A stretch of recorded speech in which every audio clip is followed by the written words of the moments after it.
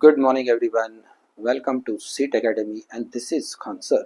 और आज के टॉपिक में हम पढ़ने जा रहे हैं बहुत ही important chapter in organic chemistry का, that is P block element means group 16, 17, 18 elements. आइए करते हैं इस चैप्टर के previous year question. Question number one, which group element from the following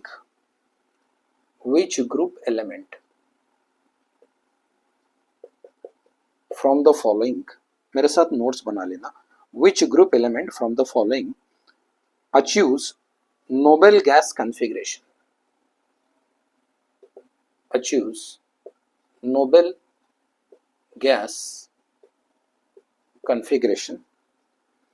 after gaining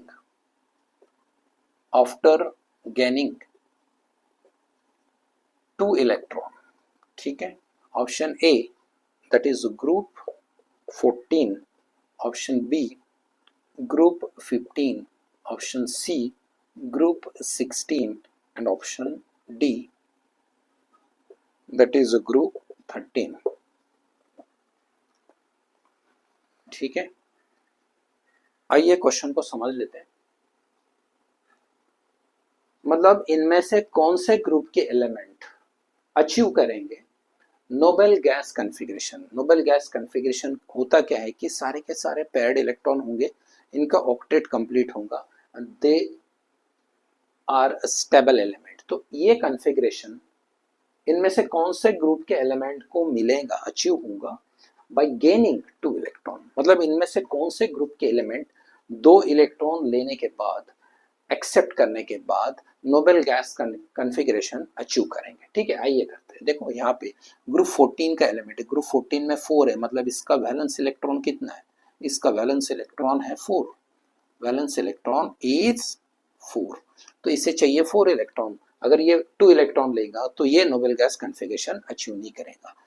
group 15 में 5 है, मतलब इसके वैलेंस इलेक्ट्रॉन कितने हैं, 5 है, तो ये 3 इलेक्ट्रॉन लेगा और इसका ऑक्टेट कंप्लीट होगा। सो इसे 2 इलेक्ट्रॉन लेकर ये नोबेल गैस कॉन्फ़िगरेशन नहीं अचीव करेगा। सो ग्रुप 16 के एलिमेंट, इसके वैलेंस इलेक्ट्रॉन है 6।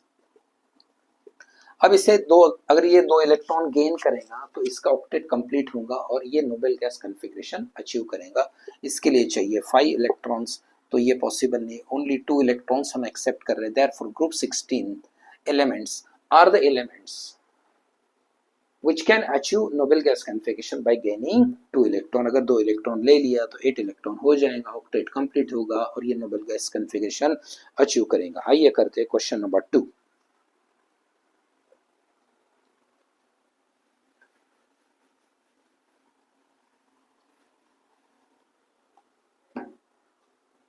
Question number 2 is which element from the following combines with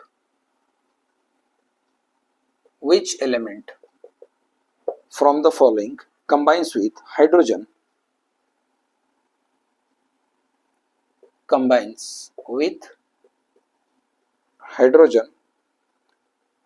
with lowest thermal stability। ठीक है, option A fluorine, option B iodine, option C chlorine and option D bromine. ठीक है,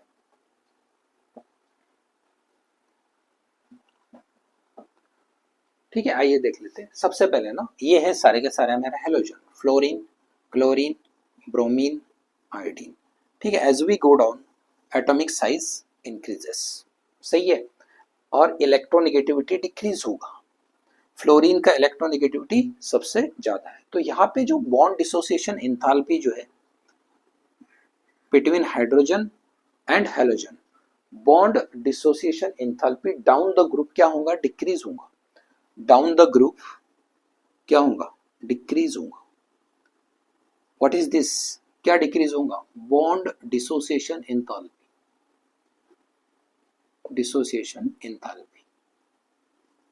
down the group क्या होगा, decrease होगा। सो सबसे कम thermal stability किसका होगा, H आएगा होगा। सबसे लोएस्ट थर्मल स्टेबिलिटी होगा H आएगा. So option B is the correct option, correct answer for this particular question. आइए करते हैं question number 3.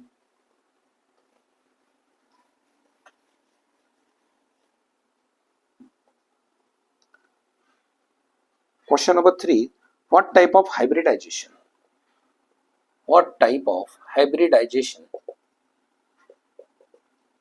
What type of hybridization involved in central atom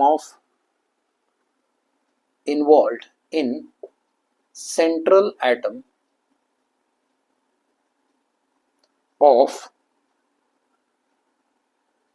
hydrides of group 16 elements? Option A sp3d2, option B sp3, option C sp2 and option D sp. ठीक है, आइए देख लेते हैं. हमें देखो पहले क्वेश्चन समझ लो. हाइब्रिडाइजेशन हमें आइडेंटिफाई करना है कि कौन सा हाइब्रिडाइजेशन होगा when in a central metal atom of hydrides of group 16 element. Group 16 के एलिमेंट कौन से है? जैसे कि ग्रुप 16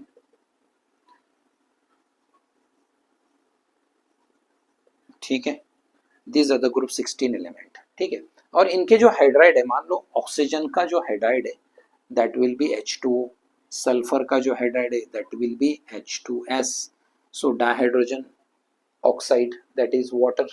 क्लियर है?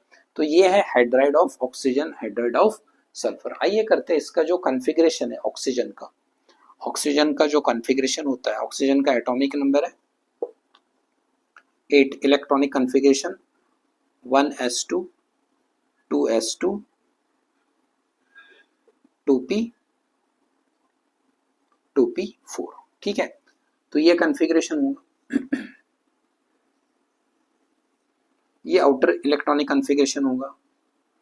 2s ऑर्बिटल में होंगे 2 इलेक्ट्रॉन, p में होंगे 1 2 3 और 4 इलेक्ट्रॉन. ठीक है, तो देखो ऑक्सीजन 2 हाइड्रोजन के साथ बॉन्ड बना रहा है. तो यहां पर जो स्ट्रक्चर कुछ इस प्रकार का होगा. ये ऑक्सीजन है, ये बना लेगा हाइड्रोजन के साथ एक बॉन्ड, दूसरे हाइड्रोजन के साथ एक बॉन्ड. तो यहाँ पे 2 इलेक्ट्रॉन इन्वॉल्व होंगे. 2 इलेक्ट्रॉन इन्वॉल्व हो गए, मतलब ये वाले 2 इलेक्ट्रॉन जो अनपेयर्ड है ना, ये कंबाइन होंगे 2 हाइड्रोजन के साथ और इसके पास 2 लोन पेयर बचेगा. ठीक है, तो यहाँ पे ये वाले सारे के सारे जो है ना क्लब होंगे. तो यहाँ पे होगा sp3 हाइब्रिडाइजेशन, है ना, sp3 हाइब्रिडाइजेशन होगा. सो central atom of hydrides of group 16 element form sp3 hybridization. इस प्रकार से देखो ये 2 अनपेयर्ड इलेक्ट्रॉन है, तो ये हाइड्रोजन के साथ 2 कोवैलेंट बॉन्ड बना लेंगे और ये 2 लोन पेयर होंगे, है ना. सो तो इस प्रकार से sp3 हाइब्रिडाइजेशन होगा. ये था क्वेश्चन नंबर 3. आइए करते हैं question number 4. Question number 4 is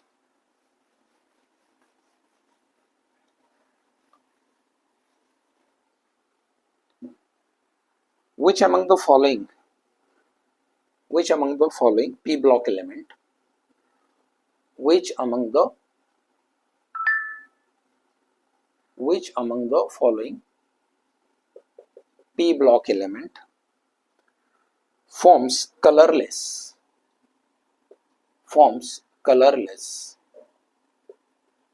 and odorless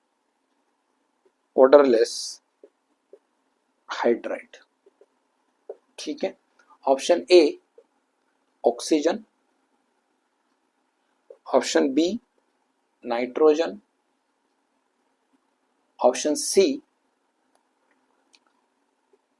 sulphur, option D selenium. Option D selenium.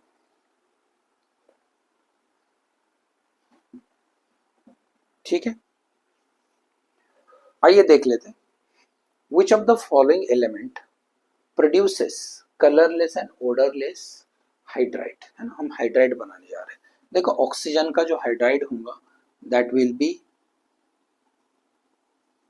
H2O, ठीक है। नाइट्रोजन का हाइड्राइड जो बनेगा that will B NH3, sulphur का हाइड्राइड जो बनेगा that will B H2S, selenium का बनेगा H2Se, ठीक है।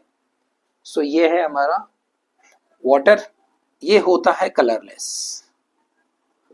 और ये होता है ओडरलेस टू। तो ये है हमारा आंसर।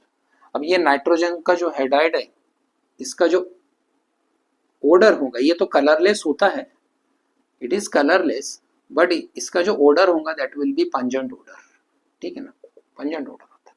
ये सल्फर जो है इसका जो H2S सल्फर का जो हाइड्राइड है इसका ये कलरलेस ही होगा, ये भी कलरलेस होगा, बट इसका जो ओडर होगा ये थोड़ा इस प्रकार से होगा जैसे कि रोटन एग स्मेल होता है ना, रोटन एग स्मेल, इस प्रकार से कुछ होगा इसका, ठीक है।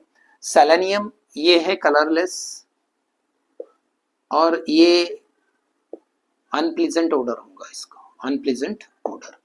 तो हमारा करेक्ट ऑप्शन है option A for this particular question. तो ये थे हमारे आज के question from P block element. मिलते हैं नेक्स्ट वीडियो में और भी बहुत सारे क्वेश्चन के साथ। अगर आपको वीडियो अच्छा लगे तो प्लीज शेयर कर देना ताकि आने वाले वीडियो सारे के सारे नीट के ये आप तक डायरेक्टली रीच होंगे। Okay, so thank you so much for watching my video.